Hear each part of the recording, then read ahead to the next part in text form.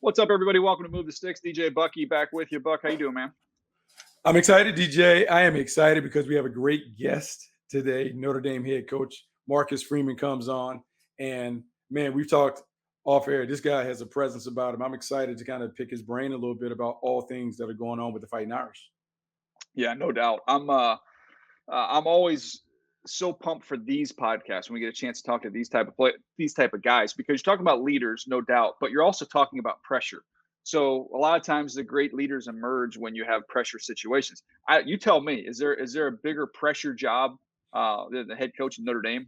This is a historical program as we have in college football.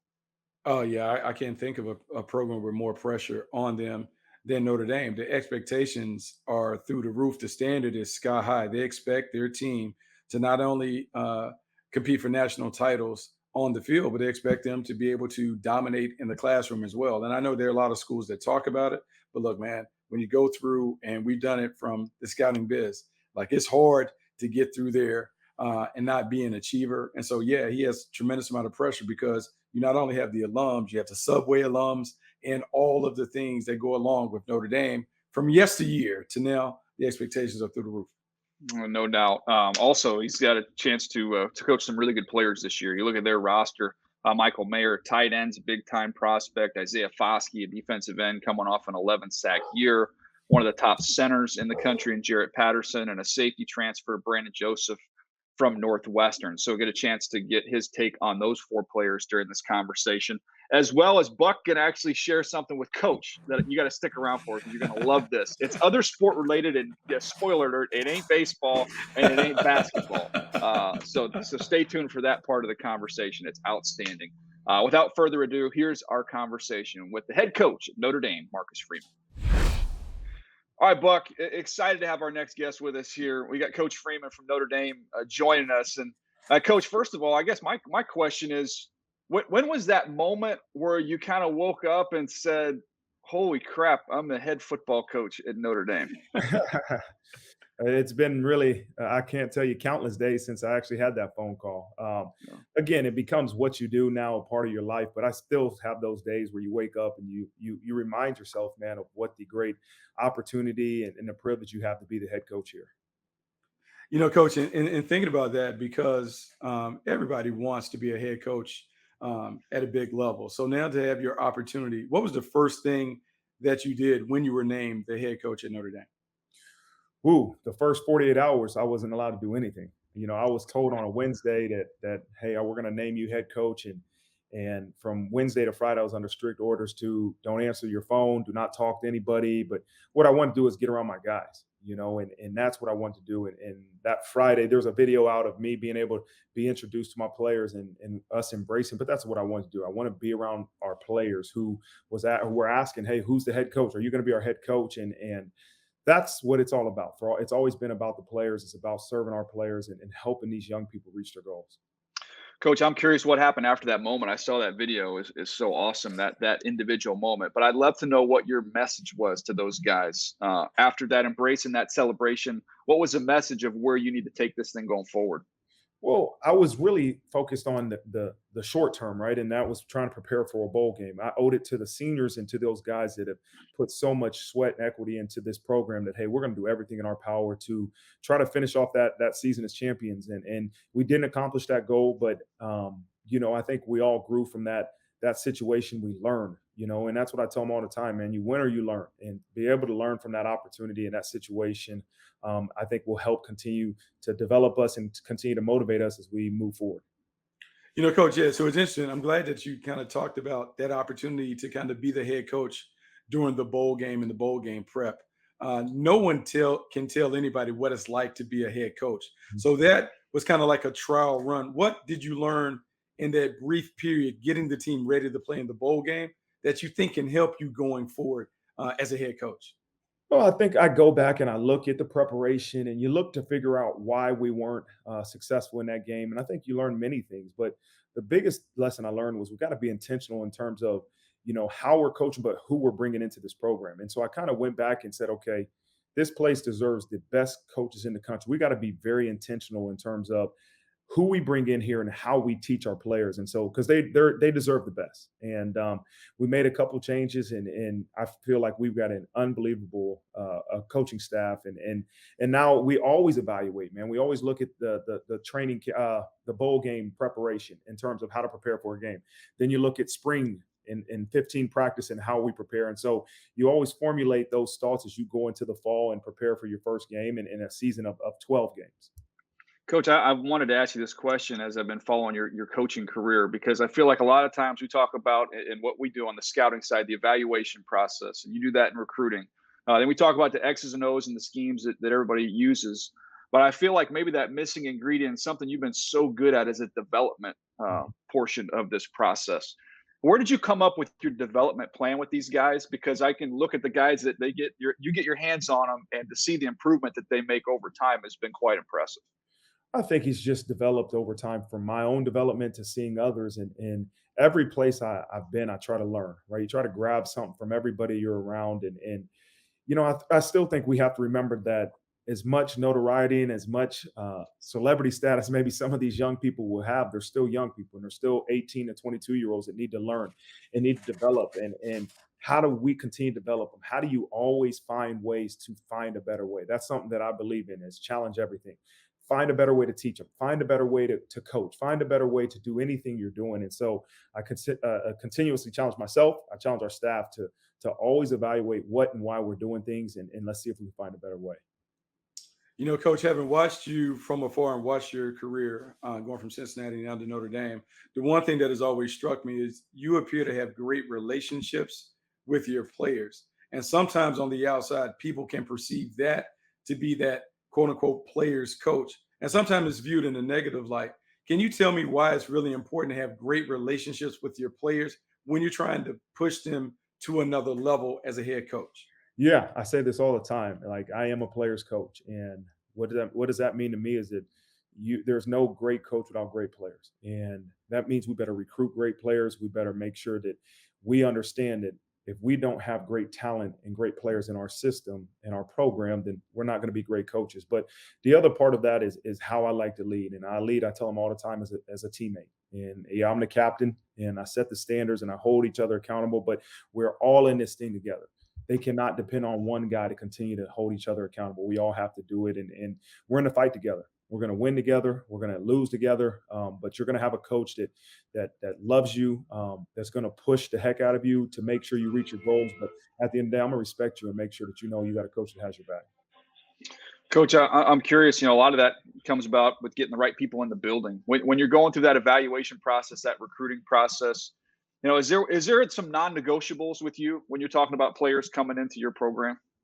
I wish it was black and white, but it's not. We really have to understand, though, that we can't bring in people that will not be successful here, and that is a process. That's an evaluation process from coaches, head coach, from admissions, from other. We have so many checks and balances to try to do, kind of just research in terms of, do we think this young person will have a chance to be successful at Notre Dame? And that process is a long one, a lengthy one that isn't black and white. There's some gray to it, but if you don't really value education, if you don't value hard work in the classroom, not just on the football field, this isn't going to be the right place for you. There is no certain GPA you have to have. There isn't a certain ATC or SAT score you have to have, but you have to really appreciate what this place will give you in terms of academically, and really be committed to studying and preparing to have success in the classroom, because that is such a vital piece of what it takes to be a part of this place, and what Notre Dame stands for. And so we have to make sure the best players in the country that fit those characteristics are the ones we're going after. But I want to follow up on that real quick, Buck. Coach, had there been meetings, had there been times with your staff together where you've had to make some of those hard decisions, say, man, we love the talent. We see that, but this is just, man, this might not be a good fit. Yeah, it happens every day. And I continue to tell our staff and myself that, hey, we have to do what's right for Notre Dame. And that's hard when you get emotionally attached to a certain individual. And so it could be sometimes the head coach, it could be sometimes our head of admissions. We interview our admissions, it interviews everybody that we bring on official visit, everybody that we're looking to bring to Notre Dame. And at the end of the day, they're the ones that can give us thumbs up or thumbs down in terms of he's a fit for this place or not. And so there's been times where maybe we disagree. And you know what? At the end of the day, we all have to have what's best for Notre Dame at the forefront of our heads. Coach, I think it's interesting. The last two questions to me lead me to a place where I think DJ and I both work for organizations where we really value guys who are high academic, very smart guys. And so, Mhm. from your standpoint as a head coach, you talked about the academic rigors of being able to get through at Notre Dame. How does it benefit you, though, to have a collection of guys who are very intelligent, who have put in a ton of work academically? How are you able to take that and really make it a strength for your team on the field? Yeah, I think these young people are forced every day to really strain their bodies and their minds. And what does that mean? Yeah, you're going to strain your body here in the weight room on the practice field, but every day when you leave our football facilities, you have to strain your mind. You have to go to class. You have to really, really study and learn the information you're being given. And so, what I think the cumulative effect of that is a young man that's battle tested. And I'm not just talking about on the field, but in every aspect of his life. And then that helps you towards the end of the season, right? That our guys usually don't tire out because they're used to the grind in different situations every day. But you're also producing great young men. I think what Notre Dame forces you to do is to be a well-rounded individual. That you know what, you have a bond with those other students here. There's only 8,500 students here, and not many people at Notre Dame are from South Bend. So it forces you to become a community and really lean on each other and count on each other during those tough times. And so that's why I think it's really a unique situation, but also a privilege to be a part of this place. Coach, I go back in your history. I actually was able to dig back through and found some old reports from your Ohio State years, looking at all the guys that were in your class. I might hit you up with one a little bit later, get your thoughts on it, see how we did. But one of the things I think about your team that you played on was just the competitive depth that you had. You guys were deep across the board, and how that can elevate the program. Where is Notre Dame at right now in that regard, and what needs to take place for you to get to the next level? I think we're in a good position. And you talk about, I think at the end of regular season, we were fifth in the country last year, and Notre Dame made two out of the past three playoffs before that. And so you're part of the elitists now to get to the top, right? That's our ultimate goal. We have to one continue to bring in some of those top tier players that fit this place, right? We talk it all the time. We talk about it as a staff. We look for high trust, high ability performance players. I think right now we have a lot of high trust and really above average, man, to really, really good football players. But we have to continue to find the best in the country, right? That fit this place. And that's what our staff has been able to do. We're doing an excellent job in terms of recruiting right now. But we still have a ways to go to continue to reach that pinnacle that we're all striving to get to. But our focus right now is, hey, we're going to focus on this team. We're going to focus on this roster we have and develop it to the utmost degree that we can, right? And get to that point where we're as close as we can to the optimum performance that we can perform. Coach, I think your coaching journey is really unique, particularly because you've been at some powerhouses. You've also played the role of the underdog where you had to develop, and now you're back at a powerhouse. And thinking about your experience and your time at Cincinnati when you might not afford all of the resources or maybe the best players, what were you able to learn from taking the hand that you're dealt there, but getting those guys to play at a high level? And how can it help you at Notre Dame? I think, I think about those 4 years at Cincinnati, and the first year wasn't so great. We won four games, and I think it made us really reevaluate, defensively what we were doing, why we were doing it. But we also, man, Coach Fickle ran a program that was tough, and we pushed those guys, and they committed to the bigger picture. They committed to each other, and we recruited at a high level. I mean, we had 9 guys. Cincinnati had 9 guys drafted this year, and so there's no, a misunderstanding about why they were so successful. But I think what you can utilize there, bits and pieces of it here. One, again, it's about players, right? Let's get the best players in the country to fit this place. But two, continue to push them, right? The the mind and the body are two different things. And if we can push the body, man, to really, really go places that maybe sometimes the mind even won't let you go, that's to me what I take from those times in Cincinnati to what we're developing here, and that sense of brotherhood. I think Notre Dame naturally, makes that happen. But also we have to continue to preach it as a staff and hold our guys accountable and really try to get them submit to a bigger picture greater than themselves. All right, we're going to try and get some homework done ahead of time here, Coach, because I know we are a long ways away from the next draft. We just got done with the previous one, but we're always looking ahead. And I know you got some intriguing guys there. So I want to hit you up on a couple of them. Tell me about your tight end, man. Special, special, special. That's the word I can use for him. I was able to meet him when I was at Cincinnati because he's from right across the river in Cub Catholic. And I remember going to an event and getting a chance to meet him. And wow, am I glad that he's on our team. And I knew from the day I stepped in here, he's a different animal. And I expect him to be a dominant tight end and be one of those guys that are drafted really early next year. Let me hit you up, Buck. Let me hit him up with a couple more here. Give me Foskey here. Give me the defensive end. 11 sacks last year. I haven't got a chance to study him yet, but just talking to buddies in the league, they're fired up about this guy. Yeah. He's a freak. He's got a lot of talent, a lot of ability, and he's only been playing the position really for 3-4 years. And he's continued to learn what it takes to be a successful defensive end outside linebacker as he will project at the next level. But Foskey's a guy that has been very productive. We challenged him to try to break Justin Tuck's record. He was close. I think Tuck is at 13.5 sacks, which is the record for Notre Dame. And so I know he's trying to break his single season and the school record for sacks. And so we'll continue to push him, but he's expected to have a really, really good season. All right, last two guys, Coach, and I'll let Buck jump back in here. I'm cheating, Buck. I'm just trying to get some notes. Trying to get early head start. I get it. Yeah, it's early. It's just like they're turning your homework in early, man. You got your center there in Jarrett Patterson. You've got the safety that transferred over from Northwestern and Brandon Joseph. Tell me about those two guys, Coach. Yeah, Jay Pat's a returning captain, right? He was a captain as a junior, had a chance to go to the NFL and decided to come back and really is a leader on our offensive line, but the entire unit. And so he's going to really benefit from a year of coaching over Harry Heastan, and I'm excited to see what he does for us. And then Brandon Joseph, man, is a kid that's only been here for 15 practices, but done an unbelievable job. He came in here with high expectation and has performed, right? And that isn't easy to do when people hold you to this standard of being this All-American from Northwestern and come in. And you know what? I think a lot of people understand why. And so I'm excited for both of those. Every person you just mentioned, I'm excited for what they're going to do for us next year.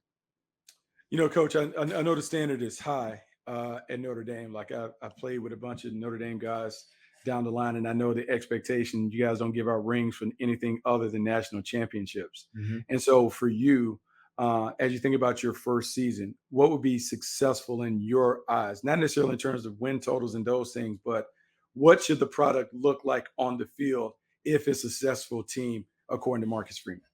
Yeah, I mean, the goal is a national championship, and that's very clear. And I don't want to set any goals that are lower than that.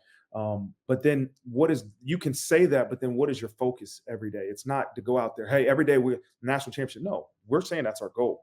How do we get there, right? We focus on who we are, right? And the development of this roster.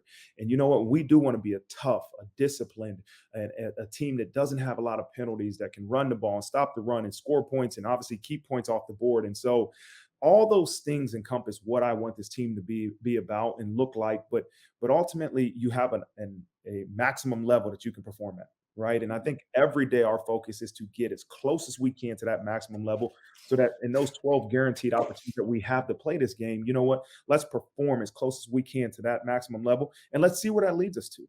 Right? We might go against a team that maybe their maximum level is higher than us. We can't do anything about that. We can really just focus on who we are and how much development we have here over the summer in the course of training camp. And then when September 3rd comes around, let's go play. Coach, I'm curious how you were dividing your time during these summer months, because the NFL, as you know, you've got your general managers thinking long term, you've got the coaches who are thinking short term. At the college level, you got to do both. You got to be thinking about your recruiting class 2-3 years down the line, and you got to be thinking about how you're going to win your opening game. How do you go about balancing that schedule in the here and now, but also the future? Yeah, it's still a struggle of mine. You just blend everything together right now. But I think the thing I've learned is to really depend on the people around you. Trust them to do their job. And we've hired some unbelievable coaches, some unbelievable support staff that everybody has a job to do. And everybody's role is as important as mine as the head coach. And you have to trust them to do their job and not try to do their job. And so I've really been able to do that. I believe in our staff and those people that are around me. And as I said earlier, just as I am with the players, I am with this staff. I'm a teammate. And I'm here to help them, and I'm here to do this mission that we all have together. Coach, it's really intriguing to think about your time at Ohio State with Jim Tressel. What are some of the things that you were able to learn from him, being a player up under him, doing that successful run that you had at Ohio State? I can't tell you how many lessons I've learned from him, and I still learn today. I still depend on him for a lot of different lessons to teach and to learn and bounce ideas off of. But you know what? Ultimately, the thing I learned from Jim Tressel is everybody's important, right? And nobody's above anybody else. And you treat everybody with respect. And he was an unbelievable leader, an unbelievable example for how to lead, how to be a father, how to be a husband. Again, there's so many lessons I learned under Jim Tressel, but at Ohio State too. What a great experience I had for 5 years there as a player, then come back in GA there. And so, there's many different situations and environments that I've been through in my entire life that all have made me who I am today. And so I'm forever in debt to all of them. Oh, I'm going to get you in trouble with this one because I went to App State. And so I know, obviously, you're the Notre Dame head coach, but I want to go back to your time at Ohio State.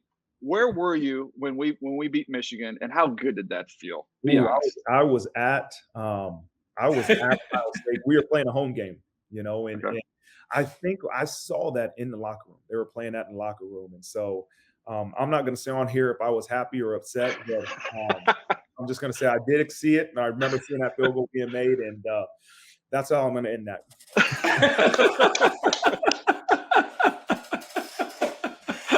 I couldn't help it, bud. I couldn't help it when I get a puck around here. It's like we're kindred spirits, man. Like there's a connection that can't be broken. It's funny because that rivalry. I think about that game, going to that game, and understanding that. But now, Coach, you're at Notre Dame, where you have a ton of big rivalry games, and so when you think about getting the team ready to play and the emotions that come along with playing some of those rivals, some of those games that are on the calendar, how do you control the emotions for those teams in those moments? Yeah, that's something I hope that you could ask a lot of our players, and they'll hear me say all the time: one day, one life, one game, one life, right? And that every game we play is the Super Bowl. And how do we make sure that we enjoy those victories? We enjoy those times that we have success, but our focus now goes to the next one, right? One game, one life, and you learn from that previous game, but it really has no impact on the performance of the next game. And so I want our players to truly understand that, hey, it's play by play and game by game, and you can't put too much emphasis on one game in terms of what it does for your program and what it does for the next game. Right. And so we have to truly just take one game at a time. And I know that's coaches talk, one game at a time, but we live our life that way. One day, one life, one game, one life. All right, Coach, you've been super generous with your time. Last one, then I'll let you run here. But I just want to give you an opportunity to tell the fans out there, the folks who listen to the podcast here as well, if you turn on a Notre Dame football game during your tenure there, what is the identity of the football team? The names and the players are going to change year after year, but what is the identity of a Marcus Freeman-led Notre Dame football team going to be? Well, I think to answer that, I'll just go over what we call as our golden standard. And this is what describes our football team, but also describes our program. And number one is challenge everything. So as you think about challenge everything in terms of a football team, you know what? That's going to be a team that's creative, a team that finds better ways to do what they're doing, right? A team that, just isn't just doing things by the book. We're going to be aggressive on offense, aggressive on defense, and really find different ways to make sure we have success. Number two is unit strength. And what that means is really love, is that we're going to love and sacrifice for the man next to us. So how does that look in terms of football? That hopefully you don't see a lot of penalties. You don't see a lot of selfish plays. You see teams you see individuals just sacrificing for the man next to them and giving that person everything they have. And the last thing is the competitive spirit. And that's something that we try to find ways to develop that every day in meetings, in practice, and in anything we do. We want to continue to develop that competitive spirit. So on a football field, that's what I hope that you'll see is in the fourth quarter or when the game's on the line, you're going to see a group that's just starting to get going. And that's what I love about this place, and I love about this team, and we're going to continue to develop that identity. All right, Coach. So I'm going to lean on you because I'm a high school head coach. This will be my fourth season. And I know that head coaches love reading books. So I need to have a book to read over the summer as I'm getting ready for the season. Is there a book recommendation that you have for me? Here's one that I'm just finishing up right now, right? I don't know if you can see that. It's called The Program.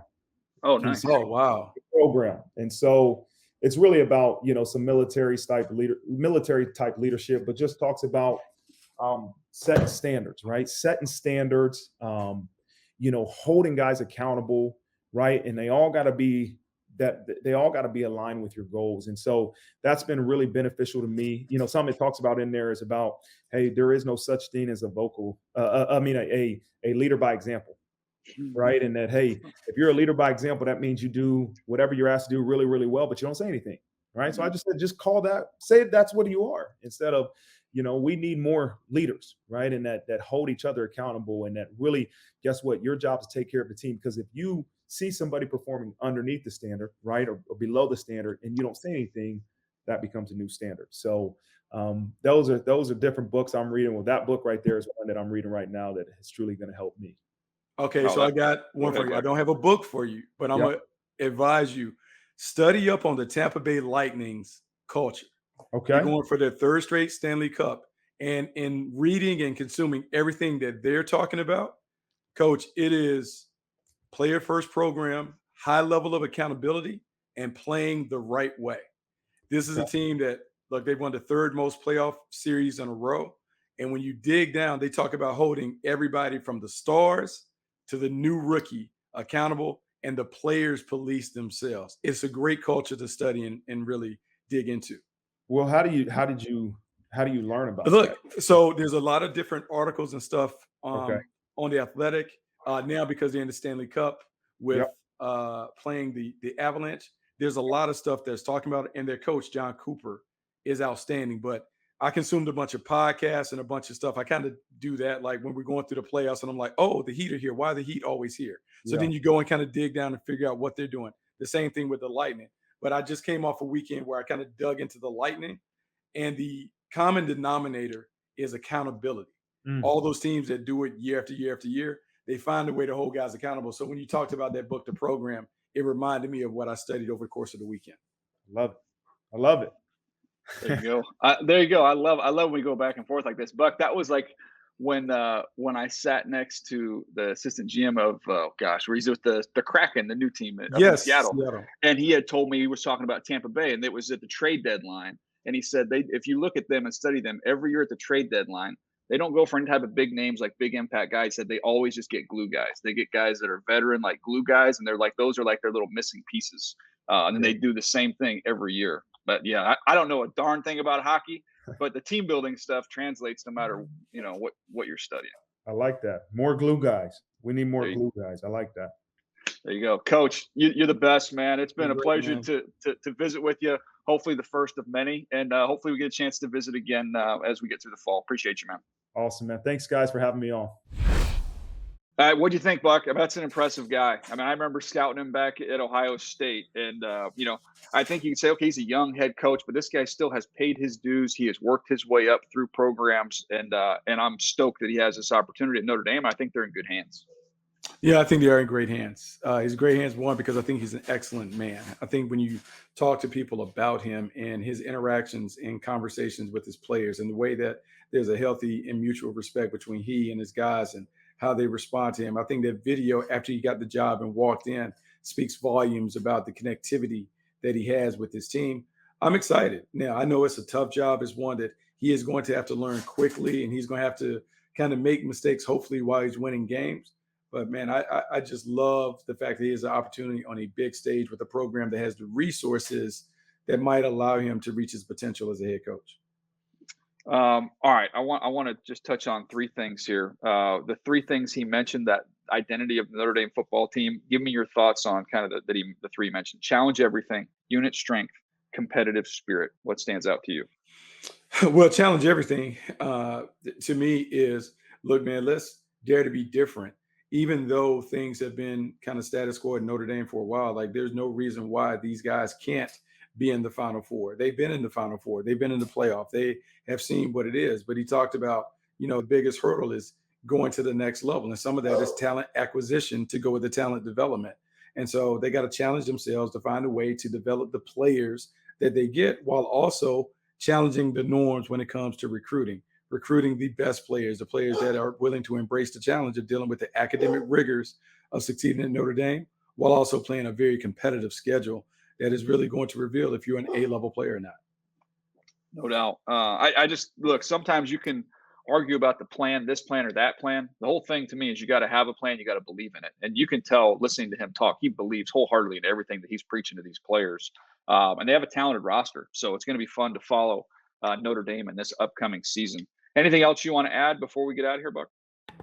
It's always fun when we get these guests. When we get guys that are in a relaxed environment and able to share. That conversation was terrific. So I look forward to bringing on more guys to kind of open up and just kind of find the inner workings of college and pro football, because it's always fun to me. All right, that's going to do it for us today. Hope you guys have enjoyed it. I told you Bucky had some hockey knowledge. I did not know Buck was going to go there. I love that. That was fantastic. When you get the head coach of Notre Dame taking notes when you're telling them, then you're doing something right. Nice work, Buck. All right, that's going to do it for us today. Thanks for hanging with us. We'll catch you next time right here on Moving Sticks.